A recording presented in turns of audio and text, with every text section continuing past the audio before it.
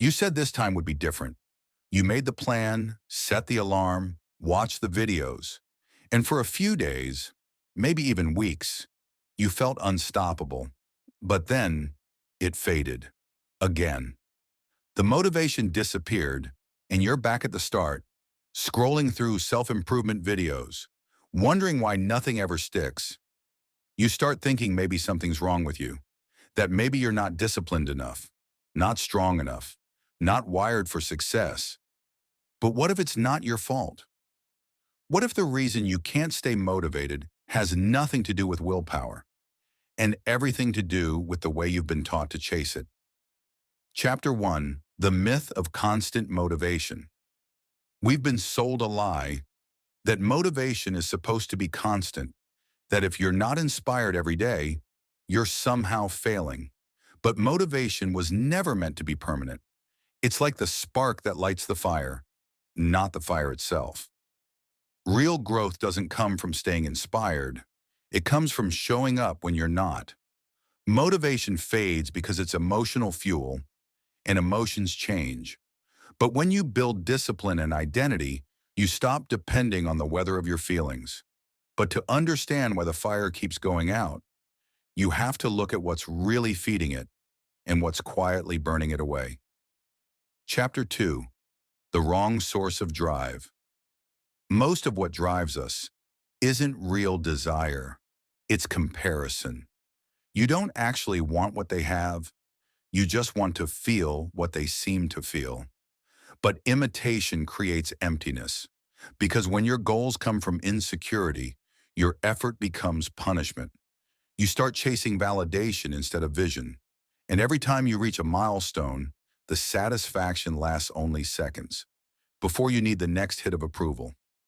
Motivation built on comparison always collapses, because it's running on someone else's fuel. To stay motivated, you have to stop asking, what do they have? And start asking, what truly matters to me?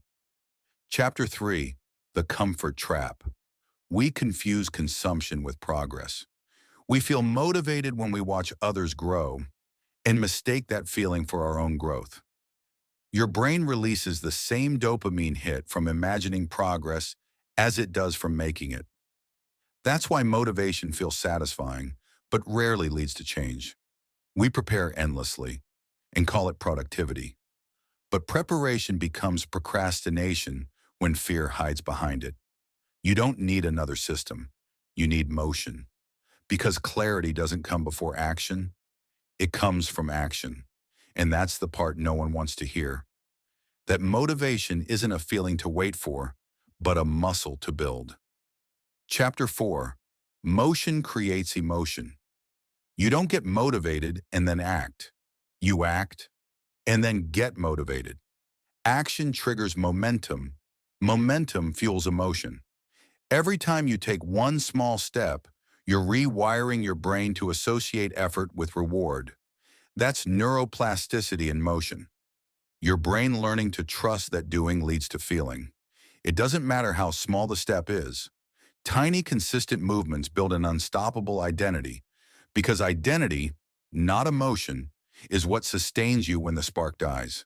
But to rebuild that identity, you first have to let go of who you pretend to be. Chapter 5. The Identity Problem. You can't stay motivated when the story you tell yourself is outdated.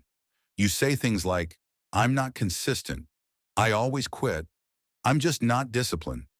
But those aren't facts. They're memories, echoes of an old version of you that you keep rehearsing. The mind believes what it hears most. So when you keep repeating your limits, they become your truth. To change your life, you have to change your identity. Not I want to be disciplined, but I am someone who shows up, even on bad days, even when no one's watching.